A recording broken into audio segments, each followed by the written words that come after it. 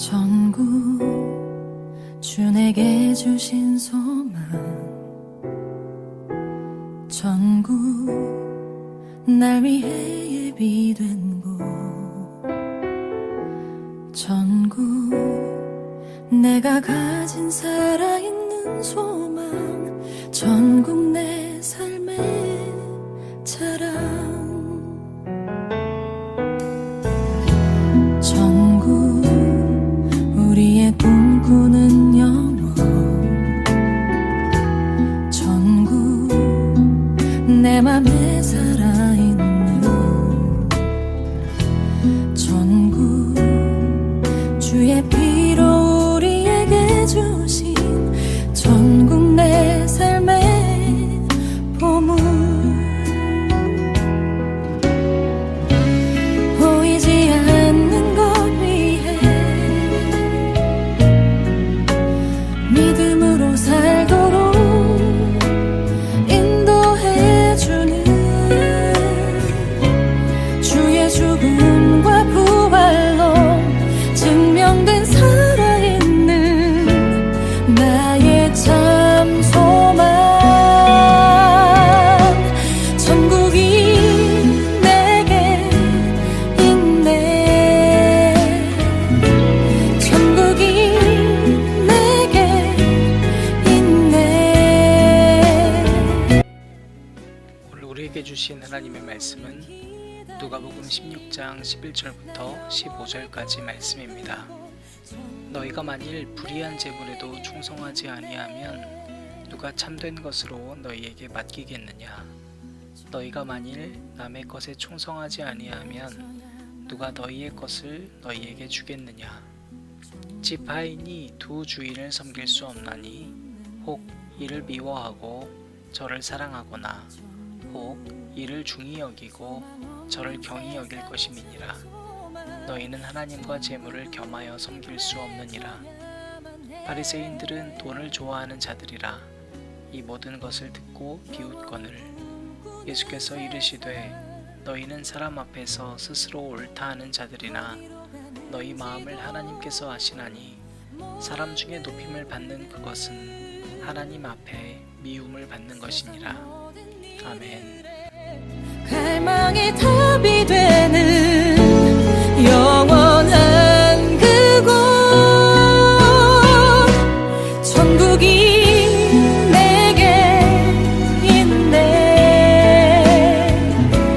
천국이 내게 있네. 주를 기다리시는 나 영원히 거할 그곳, 천국이 내게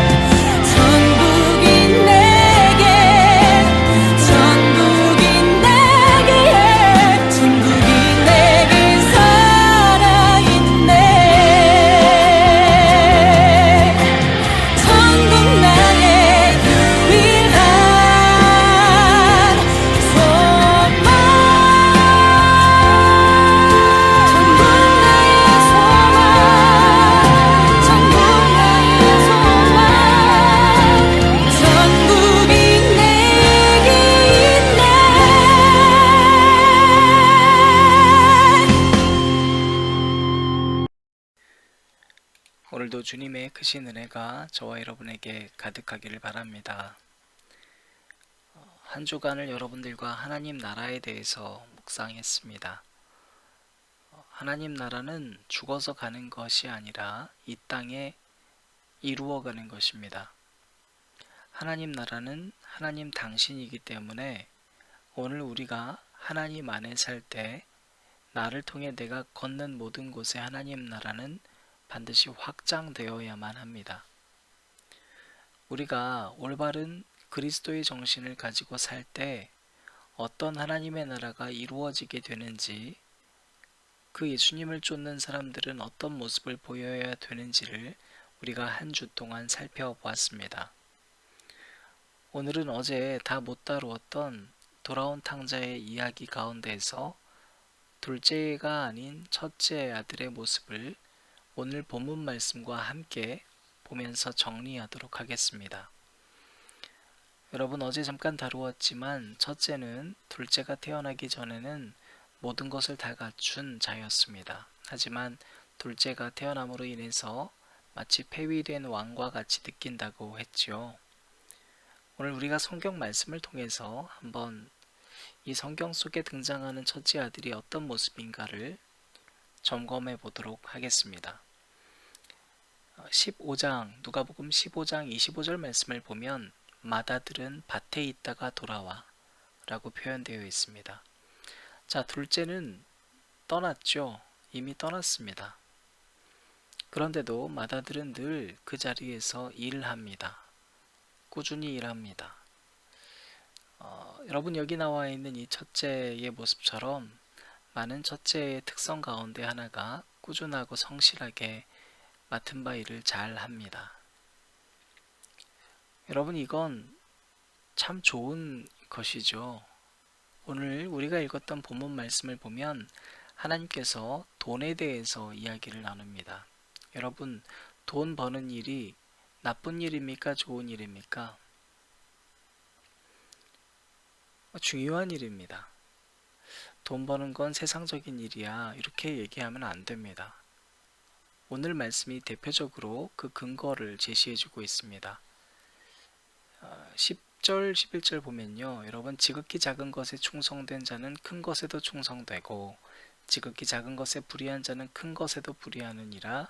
너희가 만일 불의한 재물에도 충성하지 아니하면 누가 참된 것으로 너희에게 맡기겠느냐. 여러분, 세상에서 일하는 것 자체가 충성하는 것이다 했습니다. 사람들이 우리가 예수님을 믿고 세상에서 일하는 것이 거룩하지 못하다고 한다면 그건 틀리다는 거예요. 이거는 모든 세상 일을 다 그만두고 나는 교회 일에 충성하겠다, 이거는 잘못된 충성입니다. 그런 면에서 맏아들은 아주 훌륭한 모습을 보이고 있습니다. 흔들림 없이 아버지 안에서 자신이 해야 할 일을 착실하게 했습니다. 자, 그런데 어느 날 집에 가까이 왔는데 풍악 소리가 들립니다. 그리고 춤추는 소리가 들려요. 그때 이 맏아들이 보이고 있는 행동은 여러분, 만약에 둘째 아들이거나 했으면 막 소란스럽게 갔다거나 그랬을 것 같아요. 그런데 이 성경 속에 있는 큰아들은 아주 가만히 하지만 아주 예의주시하면서 소리를 귀 기울여서 듣습니다. 여러분, 둘째의 특성은 어제 우리가 봤던 둘째의 특성은 늘 그 자리에서 벗어나려고 한다면 첫째는 집안의 일에 관심이 많습니다. 자, 15장 26절 말씀 보면요, 한 종을 불러 이 일이 무슨 일인가 물은데, 그러니까 큰 아들, 첫째 아들은요, 자기가 하려고 하지 않습니다. 종을 부릅니다. 늘 물어보고 누군가를 시키는데 탁월합니다. 여기서 나타나는 건강하지 않은 첫째의 모습 가운데에서 내가 믿는 사람한테만, 즉 다른 사람 말은 잘 듣지 않고요, 내가 컨트롤할 수 있는 사람의 말만 듣습니다. 건강하지 않을 때의 모습은 대화와 소통의 부재가 나타날 수 있고, 굉장히 시야가 좁을 수 있습니다. 다양성을 갖기가 아주 힘들어지죠. 도전보다는 안정이 훨씬 더 중요하다고 생각합니다.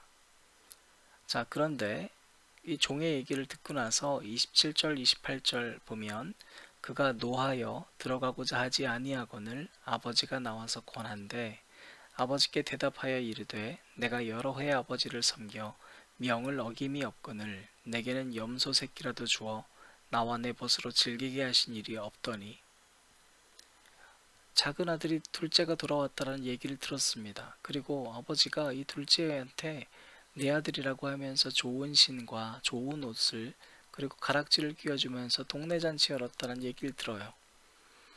그 얘기를 듣고 큰 아들은 아버지한테 역정을 냈습니다.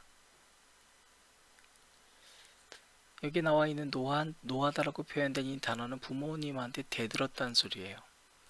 자, 첫째가 아주 건강하지 않을 때 나왔던 이 특징 가운데 하나가 아버지가 있는데 이 아버지가 밑에서 굉장히 순종하고 지냈던 첫째인 것 같았지만 그 안에는 굉장히 많은 불만이 가득했을 뿐만 아니라 지금 이 순간은 내가 이 집안의 으뜸이라고 생각하는 겁니다. 나는 늘 순종했다고 29절로 보면 나는 늘 잘해왔다고 얘기합니다. 나는 언제나 잘했다고. 그리고 지금 또 무슨 얘기를 하냐면 아버지는 나한테 잘해주지 않았다고. 지금 아버지에게 저항하고 있습니다. 왕이 되고 싶은 욕구였습니다.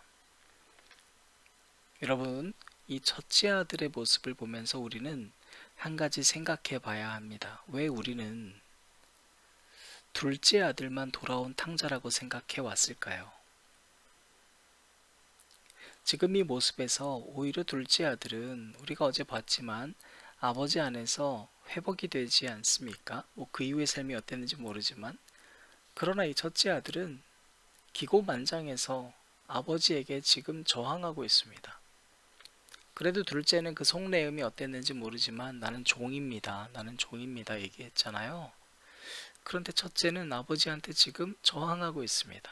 누가 진짜 탕자일까요? 사랑하는 여러분, 가까이에, 아주 가까이에, 그리고 늘 나는 충성해, 나는 완벽했어 라고 말하고 있는 그 모습이야말로 가장 위험한 탕자의 모습입니다. 여러분, 제가 첫째 아들, 둘째 아들에 대해서 이렇게 좀 보면서 내게 어떤 면이 있는가를 찾아보자고 했죠. 지난번에도 한번 이야기를 드린 적이 있지만 그리스도인에게는 가장 위험한 것이 뭐냐면 나는 완벽해라고 하는 생각을 버려야 됩니다. 자꾸 완벽성을 추구하려는 모습 가운데에는요, 나 되게 그래도 괜찮은 사람이야 라는 자만과 교만이 뿌리 깊게 자리 잡고 있을 수 있습니다.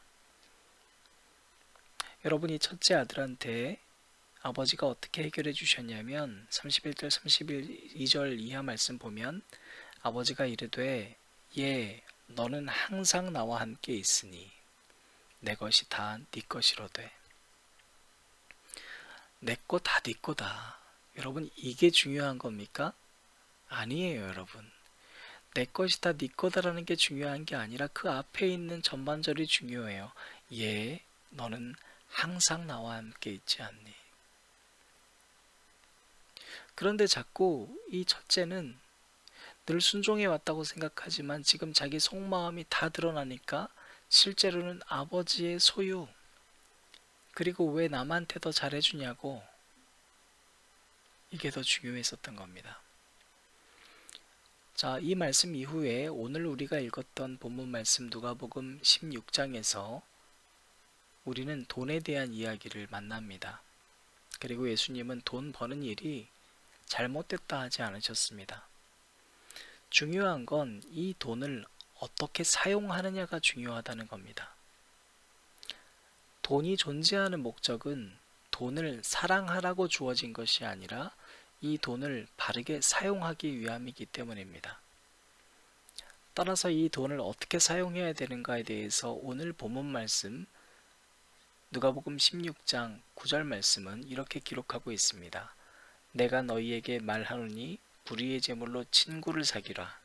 그리하면 그 제물이 없어질 때에 그들이 너희를 영주할 처소로 영접하리라.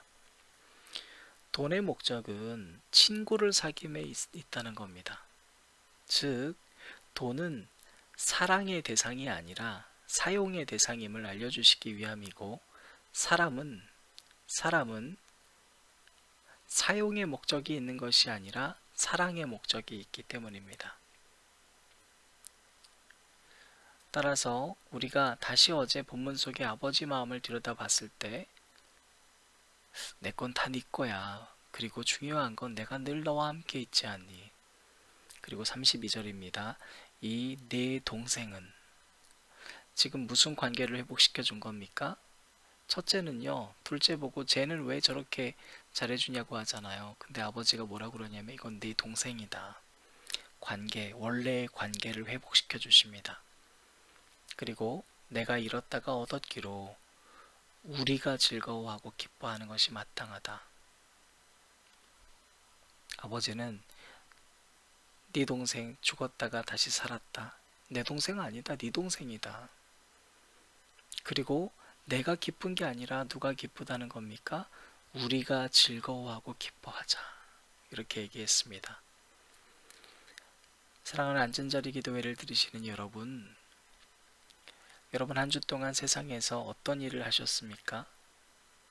그 일을 하는 것에 있어서 내가 주님께 뭔가 더 사랑하지 못하고 세상 일을 한 것 같아서 마음 아파하는 것이 아니라 내게 주어진 재능으로 주님께 뭔가 다가가서 찬양을 한다거나 연주를 한다거나 하지 못해서 죄송스러운 게 아니라 내게 주어진 돈과 내게 주어진 시간과 내게 주어진 달란트를 가지고 깨어진 관계를 회복시키고 서로 사랑하기 위하여서 살아가면 그것이 주님이 원하시는 것입니다. 수요일 저녁 제2의 수요일을 보내면서 우리는 이제 본격적으로 2021년 사순절을 시작했습니다. 이 기간에 우리가 예전처럼 생각한다면 작정 기도회를 한다거나 금식 40일을 선포한다거나 매일 몇 시간씩 하나님께 부르짖는 삶을 사는 것도 좋은 일입니다. 나쁘지 않습니다. 그러나 그렇다고 해서 우리가 일을 하지 않고 돈을 벌지 않는다면 여러분 그것이 과연 옳은 일일까요? 하나님이 정말 원하시는 것은 이 땅에 하나님의 나라를 확장시켜 가기 위해서 하나님이 우리에게 맡기신 청지기적 사명을 완수해내는 것인데 그것은 내게 주어진 돈과 내게 주어진 시간과 재능을 사람을 살리고 잃었던 자를 다시 얻고 깨어진 관계를 회복시켜서 우리 모두가 참된 기쁨과 즐거움을 얻어가는 일인 줄 믿습니다. 이 모든 일에 대해서 함께 고민할 수 있는 저와 여러분이 되시기를 주님의 이름으로 축원합니다.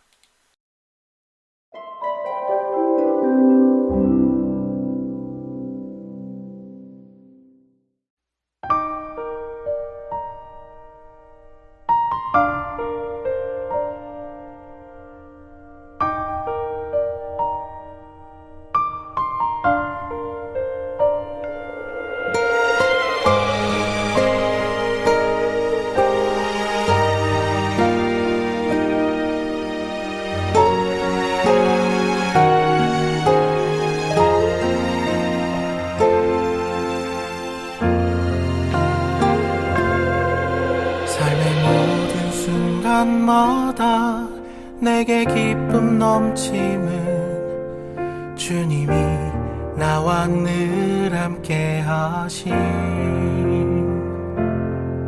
힘이 들고 지칠 때도 내게 소망 넘침은 이미 내 맘속에 천국이 있기에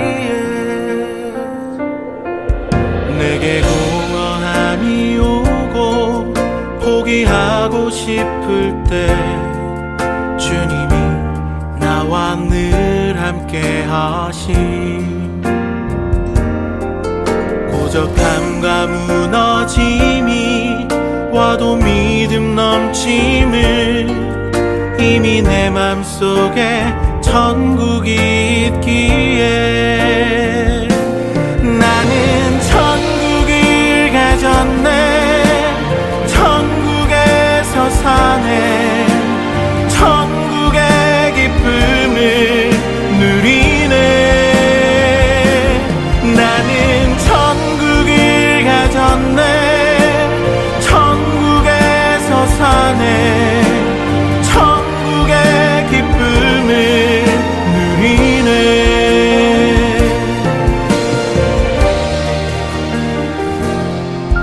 내게 공허함이 오고 포기하고 싶을 때 주님이 나와 늘 함께 하심 고적함과 무너짐이 와도 믿음 넘침을 이미 내 맘속에 천국이 있기에